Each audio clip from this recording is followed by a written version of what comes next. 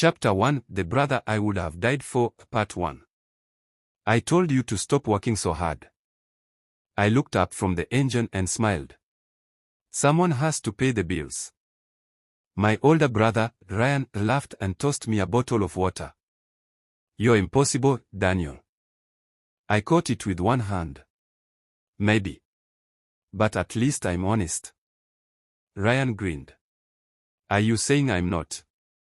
I'm saying you talk too much. He placed a hand on my shoulder. You'll thank me one day. We're going to build something bigger than this little garage. I believed him. I always believed him. Ever since our parents died in a car accident, Ryan had been more than my brother. He had become my family, my guide, and the person I trusted more than anyone else. I never questioned his decisions because every good thing in my life seemed connected to him. I wiped the grease from my hands. So, what's the big plan this time? Ryan smiled. A business. A real one. I already have a job. You have a job, he corrected. I'm talking about a future. Before I could answer, my phone buzzed. Emma. I answered with a smile. Hey. Are you still at the garage? Yeah. You promised we'd have dinner together. I looked at Ryan. I'll be there in 30 minutes. You'd better, she teased. I'm hungry. Ryan laughed after I hung up. Emma keeps you under control. I don't need control. Oh, you definitely do. I shook my head. She's good for you, Ryan said. Don't lose her. I won't. That evening, Emma smiled as soon as I walked into the restaurant. You actually came on time. I didn't want to spend the night apologizing. She laughed. Smart answer. After dinner, we walked through the park. She slipped her hand into mine. You look tired. Work was busy. And Ryan. He's excited about a business idea. She looked at me. You trust him that much? With my life. She nodded slowly. I hope he deserves that trust. I stopped walking. What does that mean? Nothing bad, she said quickly. I just think people change. Not Ryan. You sound very sure. I am. She smiled, but something in her eyes made me uncomfortable. I just don't want anyone hurting you, she whispered. They won't. How can you know? Because my brother would never betray me. The next morning, I was back at the garage when Marcus walked in carrying 2 cups of coffee. You look terrible, he said. Good morning to you too. He handed me a cup. I heard Ryan is starting another business. News travels fast. It travels because Ryan talks to everyone. I laughed. That's one of his strengths. Marcus leaned against the toolbox. Or one of his tricks. I frowned. What do you mean? I'm saying be careful. Careful of my own brother. Marcus looked straight at me. Sometimes the people closest to us can hurt us the most. I shook my head. Not Ryan. You sound just like a kid defending his hero. Maybe because he's earned it. Marcus sighed. I hope you're right. I returned to fixing the engine, refusing to think about his warning. In my heart, there was no room for doubt. Ryan had protected me for years. He had stood beside me through every loss, every struggle, and every hard day. If the whole world questioned him, I still wouldn't. To me, a family wasn't just important. Family was everything. Chapter 1 The Brother I Would Have Died For, Part 2. That evening, Ryan knocked on the door of my apartment with a wide smile. I brought pizza, he said. You only bring food when you want something. He laughed. You know me too well. We sat at the kitchen table while the boxes filled the room with the smell of melted cheese. Ryan leaned forward. Daniel, remember what I told you about the business? I remember. It's happening. I raised an eyebrow. That fast? I found the perfect opportunity. What kind of business? Auto parts distribution. You know engines. I know people. Together we'll make a fortune. I smiled.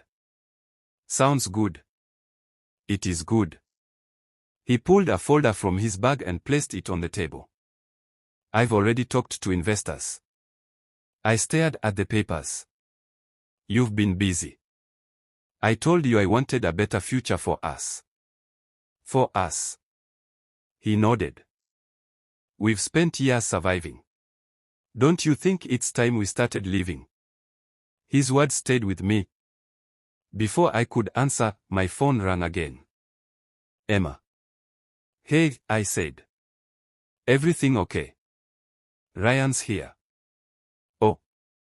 He's telling me about the business. There was a short silence. Daniel. Yeah? Just promise me you'll read everything before you sign anything. I laughed. You sound like Marcus. I'm serious. I know. You trust people too easily. I trust my brother. I know you do. Her voice softened. I just want you to be careful. I will. After we ended the call, Ryan smiled. Emma worries too much. She cares. I care too. I know. He pushed the folder closer. I've already invested most of my savings. You did. I believe in this.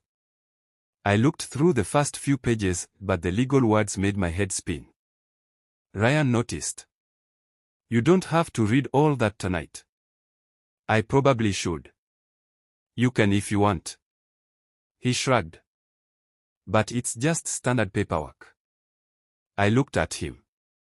You already checked everything. Of course. You wouldn't let anything happen to me.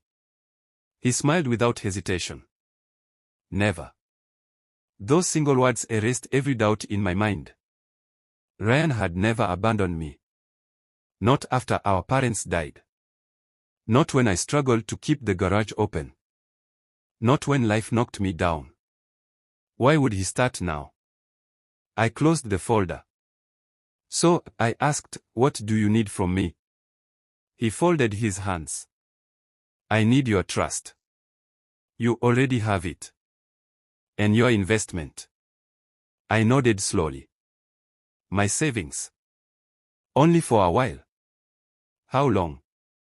A few months. And then?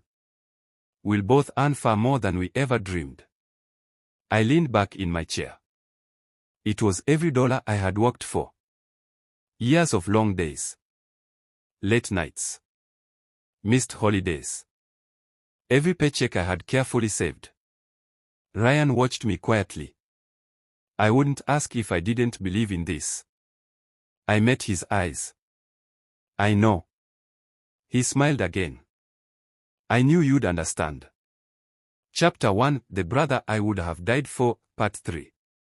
The next morning, Ryan picked me up before sunrise.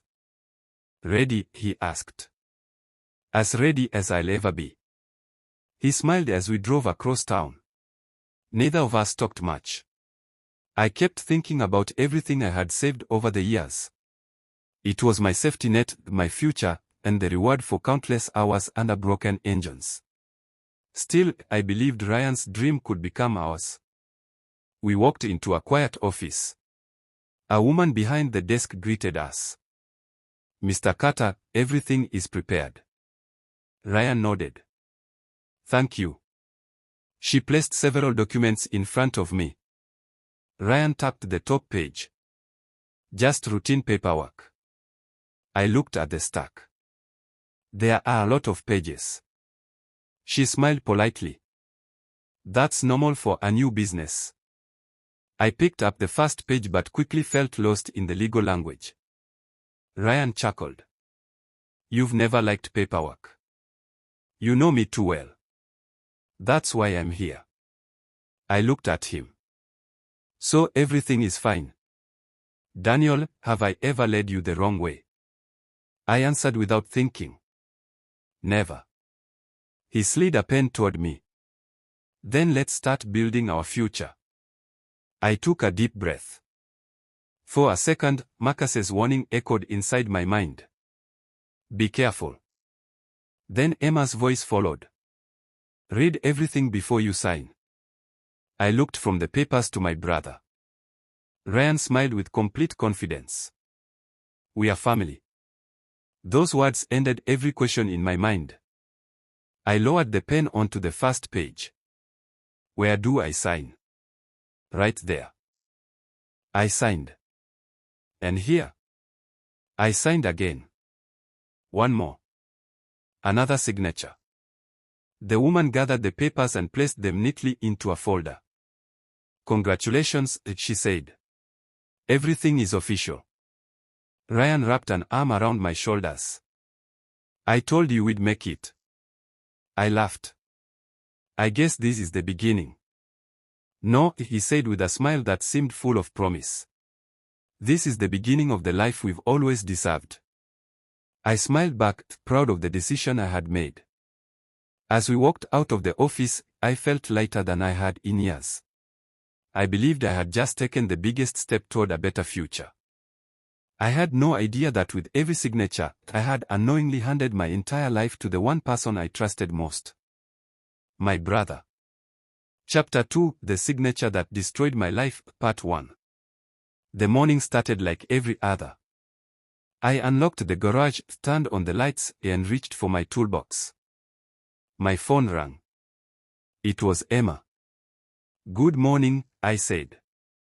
You sound happy. I am. Ryan called last night. The business is already moving. I'm glad, she replied, though she didn't sound convinced. You still don't trust him. I trust you. That's not what I asked. She sighed. I just hope everything works out.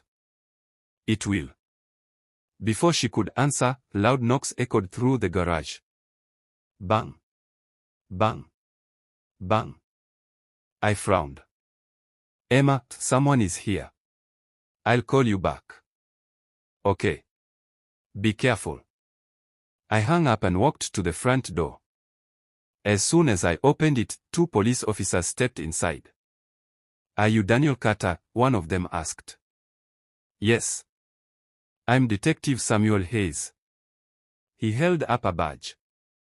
We need to ask you a few questions. My stomach tightened. About what? Your company. I blinked. My company. The Carter Automotive Supply Group. I nodded slowly. Yes. My brother and I. He interrupted me. Your brother isn't listed as an owner. I stared at him. That's impossible. Do you have identification? I handed him my driver's license. He looked at it, then at me. Mr. Carter, you're under investigation for financial fraud. I laughed nervously. There has to be a mistake. I wish there was. Another officer walked toward my office carrying a folder. We have the warrant. Everything around me suddenly felt quiet. What fraud? I asked. Detective Hayes opened the folder. Millions of dollars have disappeared from investor accounts. I don't know anything about that. These documents say otherwise. He handed me several papers. Every page carried my signature. My hands started shaking. No. You recognize these? I signed them. So you admit they are yours? I signed business papers. That's all. He watched my face carefully. Did you read them? I couldn't answer. The silence was enough. I trusted my brother, I whispered. Where is Ryan Carter? He asked. I don't know. When did you last speak to him? Last night. Can you call him now? I pulled out my phone with trembling hands. Ryan's number was at the top of my recent calls. I pressed it. The phone rang once. Twice. 3 times. Then it went to voicemail. I frowned. That's strange. I tried again. This time, the call ended immediately. Detective Hayes looked at me. Try once more. I did. A cold automated voice answered. The number you are trying to reach is unavailable. My heart dropped. He wouldn't ignore me, I said. Maybe not, Hayes replied quietly. Or maybe he already knew we'd be here. I stared at the phone, refusing to believe it. Ryan had promised we were building a future together. Now the police were standing in my garage. And my brother had disappeared. Chapter 2, The Signature That Destroyed My Life, Part 2. I didn't steal anything, I said. Detective Hayes nodded slowly. Then help me understand. I invested my savings. Ryan handled the business. So he managed the money. Yes. And you signed the legal documents. I thought they were routine papers. He closed the folder. Mr. Carter, every transfer was approved with your signature. I never approved any theft. The second officer stepped closer. Your bank records say otherwise. He handed me another file. I opened it. Every account I owned was empty. What? I whispered. Where's my money? It was transferred into company accounts. My savings. Every dollar. I felt my knees weaken. No. I looked at Hayes. I never moved this money. He spoke calmly. The records say you did. They are wrong. Can you prove that? I couldn't. Not with the papers in front of me. Not with Ryan gone. Emma rushed into the garage a few minutes later. Daniel. She stopped when she saw the officers. What's happening? I looked at her. They think I stole money. Her face turned pale. What? I didn't. She grabbed my hand. I know. Hayes spoke politely. Ma'am, we are taking Mr. Carter in for questioning. Emma looked at him. He isn't a criminal. I hope you're right. She turned back to me. Where's Ryan? I can't reach him. She frowned. He isn't answering me either. Fear spread across her face. Daniel. I know. Marcus burst through the open garage door. I came as soon as Emma called. He looked around. What happened? The business, I answered quietly. It's all in my name. Marcus froze. What? I signed everything. He closed his eyes. Oh, Daniel. I thought I could trust him. Marcus didn't say, I told you so. He simply lowered his head. The silence hurt more than any lecture ever could. Detective Hayes stepped forward. It's time. He held out a pair of handcuffs. Emma shook her head. Please, don't. Hayes looked at me. I'm sorry. I slowly held out my hands. The metal clicked around my wrists. That sound echoed through my heart. As the officers led me outside, neighbors stopped to watch. Some whispered. Others pointed. I heard someone say, I knew something was wrong. Another voice answered, greedy people always get caught. I wanted to scream. I wanted to tell them they were wrong. Instead, I climbed into the police car and watched my garage disappear behind me. For the first time in my life, I felt completely alone.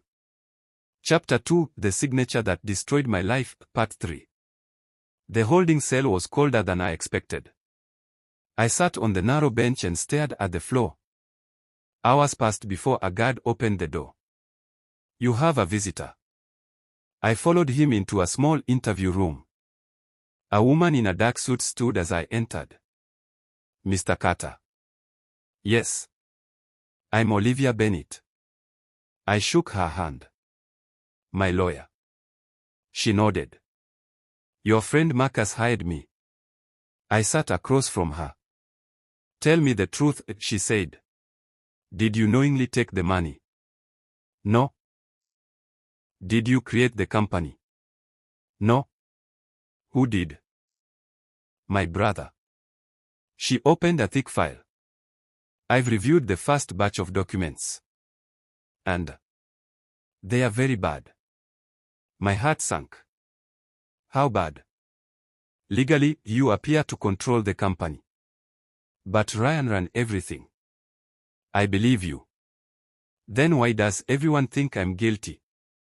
Because the paperwork tells a different story.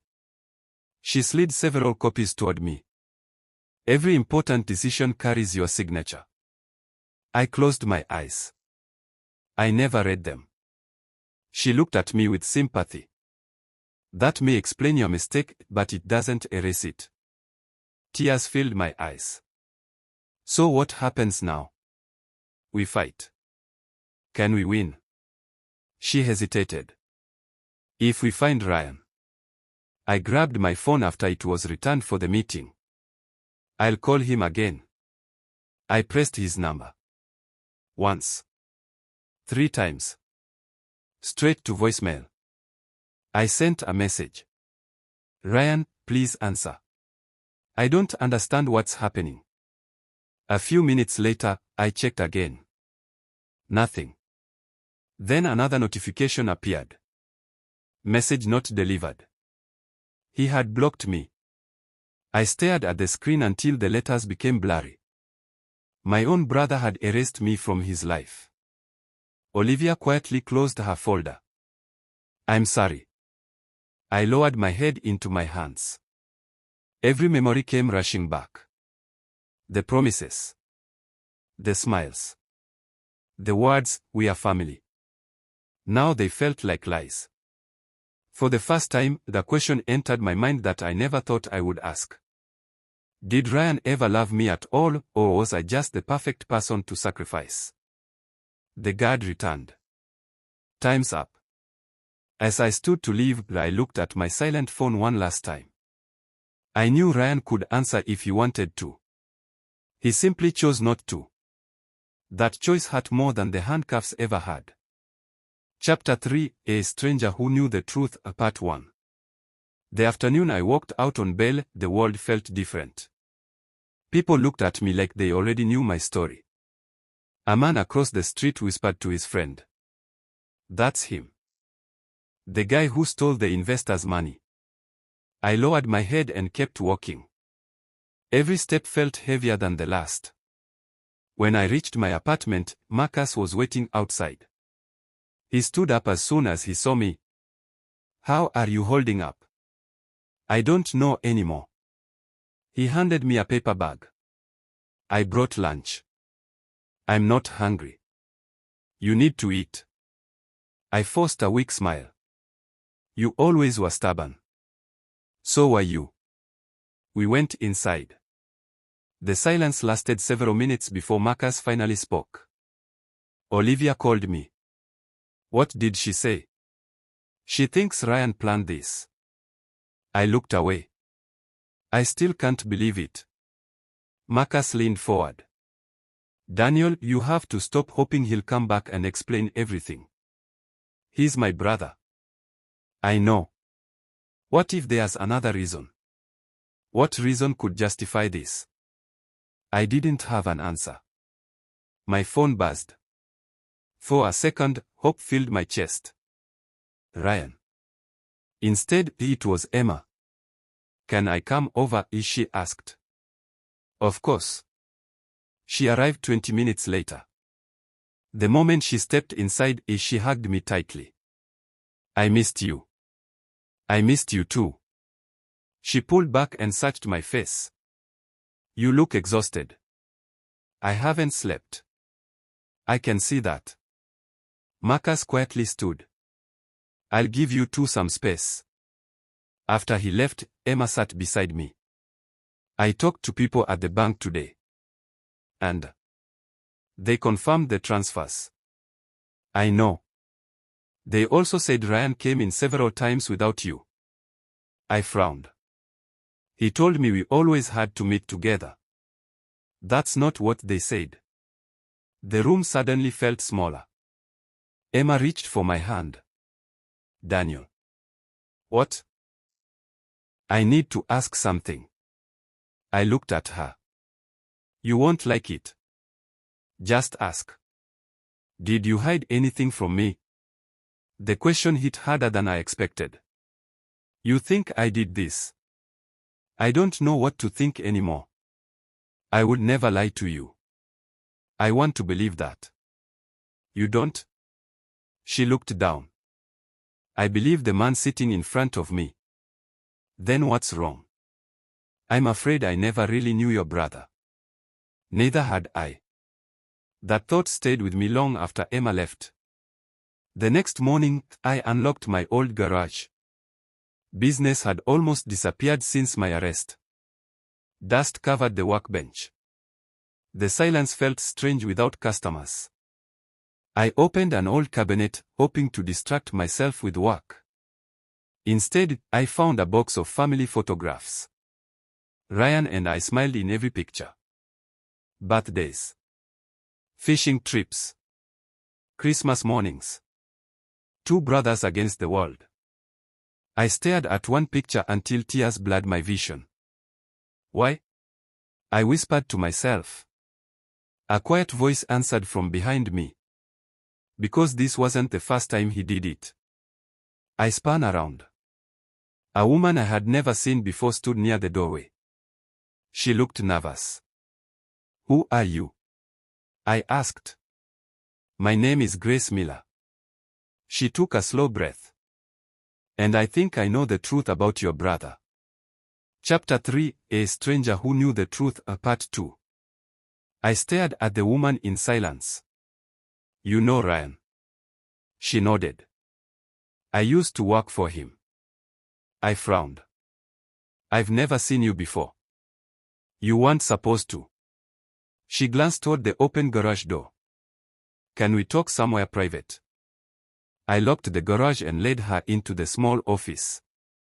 She remained standing. You don't trust me, I said. I've learned not to trust anyone. What do you want? To help you. Why? She let out a slow breath. Because I stayed quiet for too long. I folded my arms.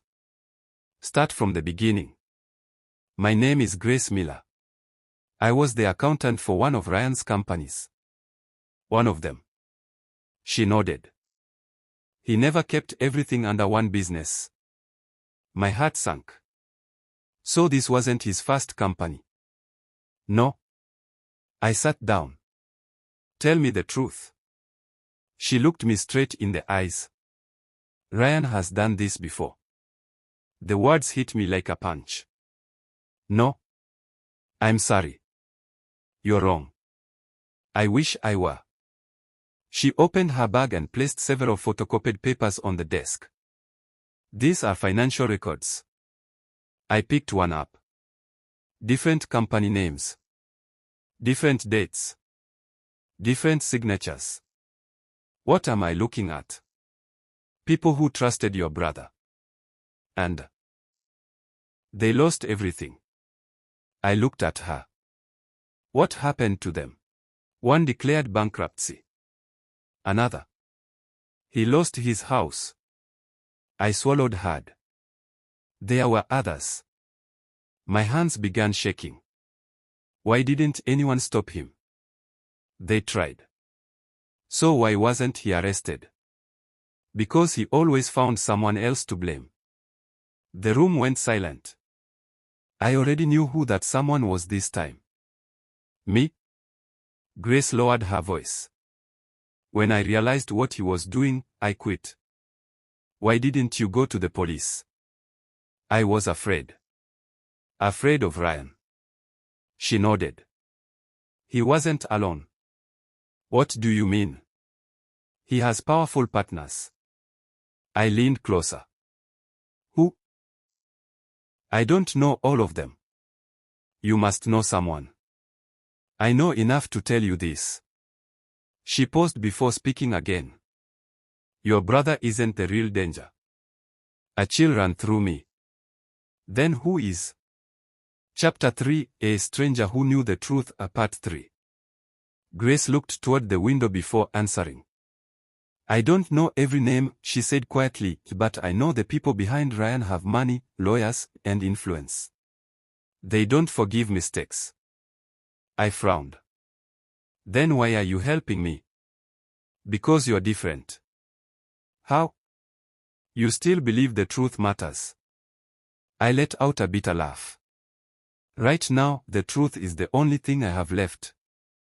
She reached into her bag again and pulled out a small black flash drive. She held it tightly for a moment before placing it on my desk. What's on it? Copies of financial records, emails, hidden account numbers, and meeting notes. I stared at the tiny device. Enough to prove Ryan framed me. It won't clear your name by itself. Then what will it do? It will show investigators where to look. Hope flickered inside me for the first time in weeks. Before I could thank her, my phone buzzed. Emma. I answered immediately. Hey. Her voice sounded tired. I've been thinking. So have I. I need some time. My chest tightened. What do you mean? I love you, Daniel. Then don't leave. I'm not leaving forever. It feels that way. She was silent for a few seconds. This case is consuming both of us. I need you. I know. Then stay. I can't, not right now. The call ended. I slowly lowered the phone. Grace looked at me with sympathy. I'm sorry. I forced a weak smile. Today seems to be full of bad news. A few minutes later, Marcus walked into the garage. He stopped when he saw Grace. Who's this? Grace Miller. The accountant. She nodded carefully. Marcus looked at me. Can we trust her? I think we have to. He noticed the flash drive. What's that? Grace answered before I could. The beginning of the truth. Marcus crossed his arms. Then what are we waiting for? I looked at the flash drive resting in my palm. For days, I had asked myself the same question. Why did Ryan betray me? Now that question no longer mattered. The answer would never change what he had done. I slipped the flash drive into my pocket and stood. I'm done chasing excuses. Marcus nodded. So what's next? I looked toward the garage door, where the afternoon sunlight spilled across the floor. Now, I said firmly, I prove my brother's lies. Grace gave a small, relieved smile. Before leaving, she stopped beside me and whispered. Guard that flash drive with your life. Why? Because this is what your brother fears the most. As she walked away, I closed my hand around the flash drive. For the first time since my arrest, I wasn't thinking about surviving. I was thinking about fighting back. Chapter 4, Every Truth Has a Price, Part 1. The flash drive stayed in my pocket all night. I barely slept. Every time I closed my eyes, I imagined Ryan finding out that I had it. The next morning, Marcus arrived with coffee. You look awful. I don't think I slept more than an hour. You ready? I pulled the flash drive from my pocket. As ready as I'll ever be. We drove straight to Olivia's office. She looked surprised when I placed the flash drive on her desk. What's this? Maybe my chance to prove I'm innocent. She plugged it into her computer. The room became silent as folders filled the screen. Her eyes grew wider with every file she opened. Daniel. What? This is much bigger than your case. Marcus stepped closer. What did you find? Olivia clicked another folder. Fake companies. Another click. Hidden bank accounts. Another. Forged contracts. She looked at me. Your brother has been running this scheme for years. I felt sick. I never knew. I believe you. She opened an email. A name appeared again and again. Victor Hale. Who's Victor? I asked. Olivia leaned back. A wealthy investor. Ryan's partner. It looks that way. Marcus frowned. I've heard that name. Where? He owns several businesses around the city. Olivia nodded. And according to these files, Ryan handled the dirty work while Victor provided money and protection. I stared at the screen. So this wasn't just my brother. No. It was an entire operation. Olivia copied the files onto another drive. We have to be careful. Why? People with this kind of money don't like being exposed. My phone suddenly rang. Unknown number. Marcus looked at me. Answer it. I pressed the speaker button. Hello? A familiar voice laughed. Miss me, little brother. My heart stopped. Ryan. So you finally answered. Where are you? Far away. You framed me. He chuckled. You signed everything yourself. You lied to me. I gave you exactly what you wanted. What does that mean? You always wanted to help me. His laughter filled the room. So you did. I clenched my fists. Why? You ask too many questions. My life is ruined. That's not my problem anymore. Olivia quietly began recording the call. I tried to stay calm. Ryan. What? Was any of it real? He was silent for a moment. Then he laughed again. You are always too easy to fool. The call ended.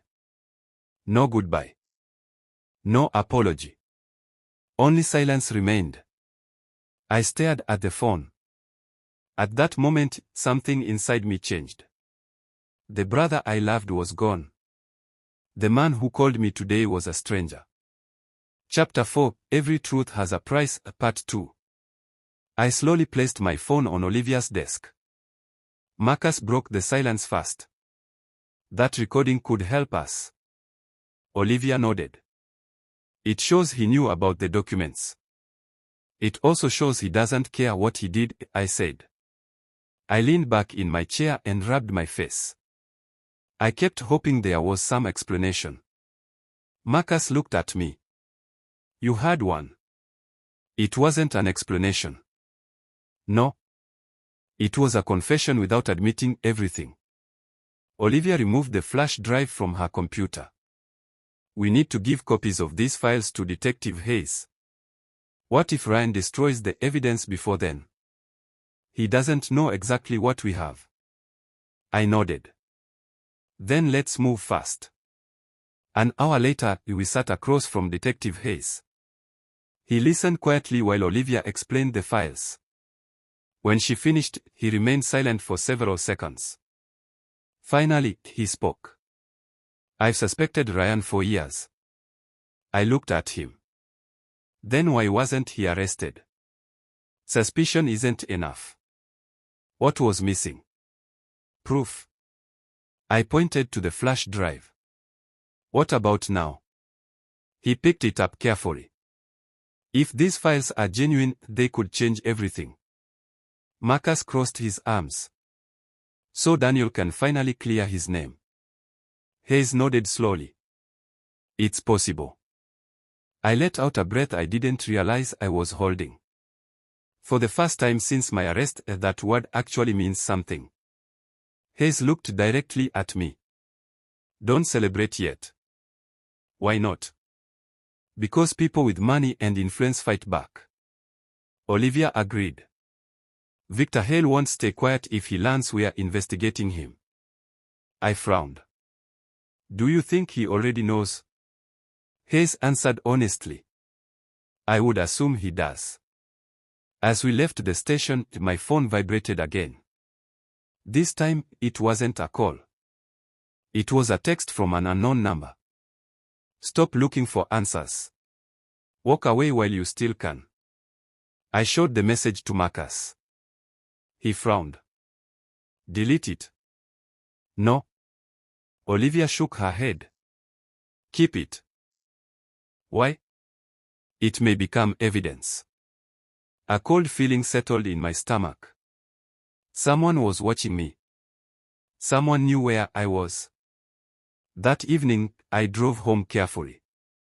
Every time I checked my mirror, the same black SUV seemed to be behind me. When I turned right, it turned right. When I slowed down, it slowed down. I whispered to myself. This can't be a coincidence. The SUV stayed behind me until I reached my apartment. Then, without warning, it drove away. I stood outside my building, staring after it. For the first time, I realized something terrifying. Finding the truth wasn't just difficult anymore. It was dangerous. Chapter 4, Every Truth Has a Price, Part 3. I barely slept that night. Every sound outside my apartment made me look toward the window. The black SUV stayed in my mind. By morning, I was exhausted. Marcus met me outside. You look worse than yesterday. I think someone followed me. His smile disappeared. Are you serious? I nodded. A black SUV. We should tell Hayes. I already planned to. Before we reached the police station, my phone rang again. Ryan. I stared at the screen. Marcus looked at me. Put him on speaker. I answered. What do you want? Ryan laughed softly. I heard you've been asking questions. I finally learned the truth. No, Daniel. His voice turned cold. You've only seen the beginning. You framed me. You let yourself be framed. You lied. I gave you opportunities. You destroyed my life. You destroyed it the moment you trusted people without thinking. I clenched my jaw. You sound proud. I am.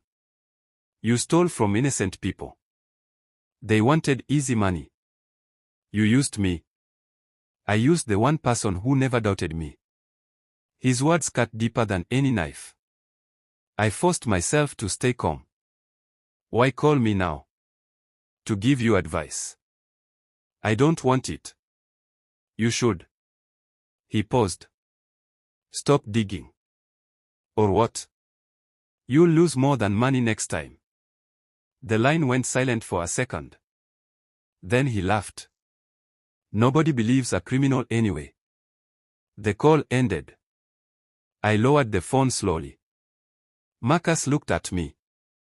That wasn't a warning. No. It was a threat. I nodded. For the first time since this nightmare began, I wasn't angry. I wasn't heartbroken. I felt something colder. Determination. Ryan wanted me to stay afraid. He wanted me to disappear quietly. I refused. I looked at Marcus. I'm done running. He smiled. I was hoping you'd say that. We walked into the police station together. Detective Hayes listened to the recording without interrupting. When it finished, he looked at me. From this moment on, don't go anywhere alone. You think he'll try something? I think someone already is. As I left the station later that afternoon, I noticed the same black SUV parked across the street. Its windows were too dark to see inside. The engine started the moment I looked at it. It pulled away without a sound. Someone wasn't just watching me anymore. Someone was waiting. And I knew the price of uncovering the truth had just become much higher.